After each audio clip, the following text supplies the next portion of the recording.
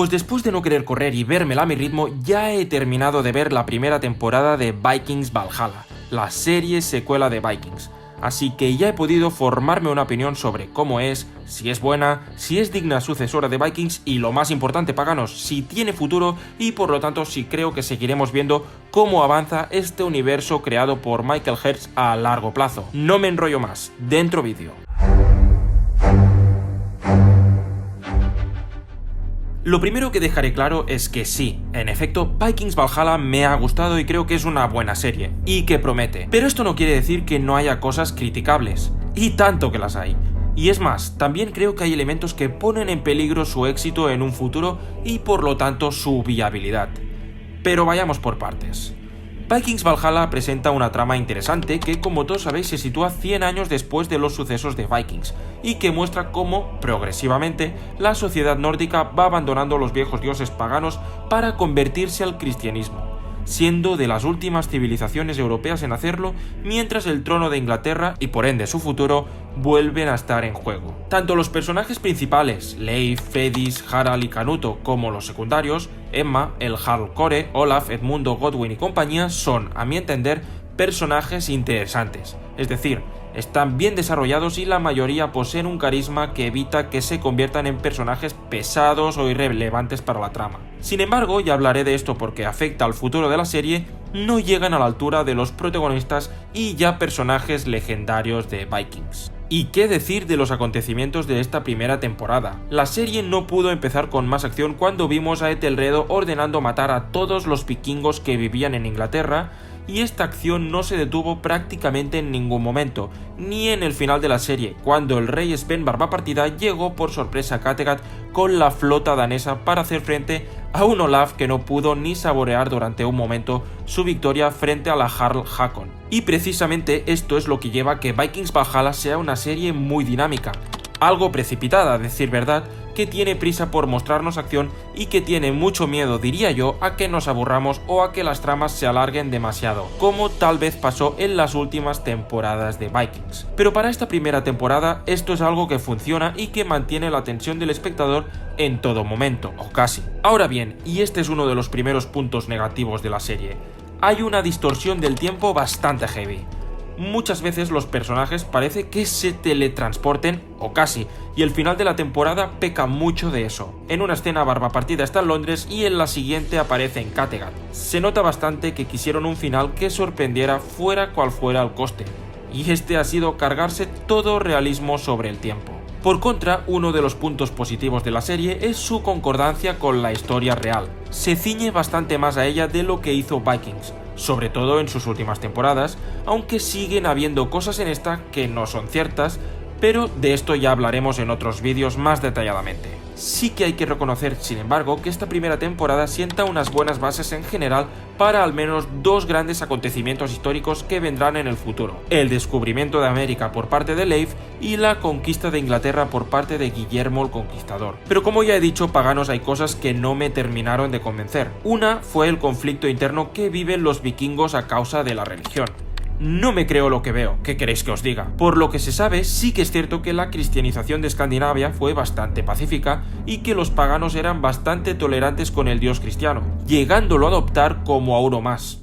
Pero es que esto la serie no lo explica, simplemente aparecen vikingos cristianos y vikingos paganos conviviendo más o menos en paz, y también aparece el loco del Jarl Kore pelando a todo seguidor de Odín que se mueve.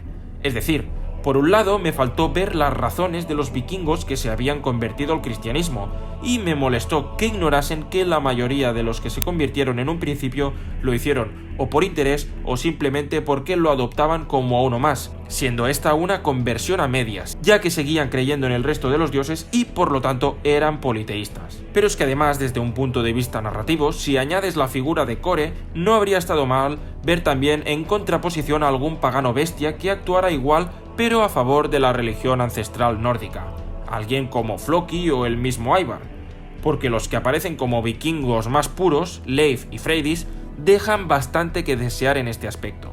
Es decir, y para que se entienda, Me falló que si bien Core y otros vikingos cristianos canalizaron su odio contra el paganismo, por ejemplo con lo que le pasó a su hermano, los paganos no hicieran lo mismo con el cristianismo, viendo masacres como la que el mismo Core encabezó en Uppsala. A esto hay que sumarle que pese a querer mostrar que la sociedad vikinga está dividida en este tema, no lo terminan de representar bien. Y un ejemplo de ello son los gobernantes. Todos los que salen son cristianos cuando no tiene por qué ser así. De hecho, ya al final de la serie y muy de pasada nos comentan que Canuto antes era pagano, pero lo cierto es que Canuto lo fue hasta justo antes de casarse con Emma. Por eso su matrimonio con Ælfgifu quedó anulado, porque se casó en Dinamarca, pero es que se casó con el rito pagano, porque él mismo era pagano, y la mayoría de los hombres, si no todos, con los que invadió Inglaterra, también lo eran. Pero esto en la serie no sale, en ningún momento hace mención de su paganismo y de sus creencias ancestrales. Y a mi entender también se vio esta falta de coherencia con la Jarl Hakon, que si bien al principio se mostró ambigua respecto a sus creencias, en el final de la serie sí que se entregó totalmente a los ritos paganos antes de la batalla contra Olaf y el Jarl Core. Pero ¿en qué quedamos? Porque como he dicho, nadie canalizó el odio por lo que hizo Core contra el cristianismo, sino más bien contra su intolerancia y contra su locura, cosa que dudo bastante que en esa época se hiciera así. Un aspecto positivo pero que no se libra de tener un pero son los personajes. Los 4 que podríamos considerar protagonistas, Leif, Harald, Freydis y Canuto, son interesantes, carismáticos y como he dicho están bien construidos. Pero es verdad que no son ni Ragnar, ni Bjorn, ni Lagertha, ni Rollo. No digo que no puedan llegar a ese nivel más adelante, pero aún no lo están. Sin embargo, he de reconocer que me choca que los 4 en el fondo son demasiado parecidos. Es decir, son buenos sin muchas fisuras en su bondad. Demasiado honorables, vaya.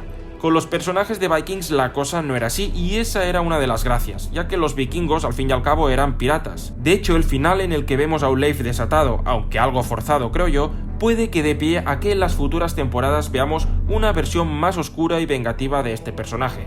Ya tiene una venganza que cumplir contra Olaf, cosa que inevitablemente le unirá al destino de los otros 3 protagonistas. Respecto a Freydis y Harald diría lo mismo, demasiado buenos y demasiado nobles, en un sentido cristiano de la palabra me atrevería a decir. Y no es que quiera que sean malos, pero me gustaría ver más grises en ellos, como los veíamos en Bjorn, en Ivar, en Berserk, en Floki o incluso en Lagertha, que mató a sangre fría y porque sí a Aslok cuando ésta ya se había rendido, por poner un ejemplo que muchos parecen haber olvidado ya.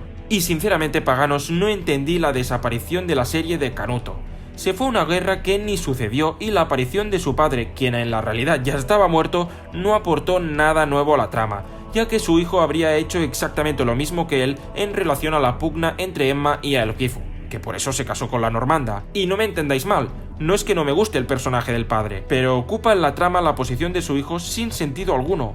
Además, Canuto fue rey porque él murió. No tiene ningún sentido que lo sea en la serie si en realidad su padre sigue estando vivo. Conclusión. La serie me ha gustado, y para ser una primera temporada ha estado bastante bien, pero a mi entender necesitará mejoras en estos aspectos que la hagan más coherente y verídica, porque si no, tiene el riesgo de terminar despertando la indiferencia de la mayoría de espectadores que echan de menos la serie original. Para ello también hará falta ver una evolución interesante de los principales protagonistas. Y aquí parece que Leif es el primero que nos puede sorprender a todos. O eso espero, vaya. También hay que tener en cuenta que los acontecimientos que vendrán, como la trama de América y la aparición de Guillermo el Conquistador, aunque para esto puede que aún falte, pueden ser algo brutal de ver.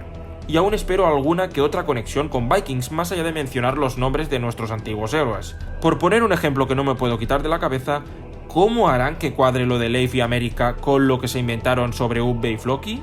Veremos. Ah, y para los que ya estén escribiendo algo en los comentarios sobre Eric el Rojo, no sé cuál era la idea principal, pero es más que evidente que ese Eric que sale en Vikings no es el padre de Leif, porque más allá de que han pasado 100 años, vimos morir a ese personaje en Kattegat y nunca fue a Islandia ni a Groenlandia, por lo que su historia no tiene nada que ver con la del padre de Leif, que es tal cual cuentan en la serie de Valhalla.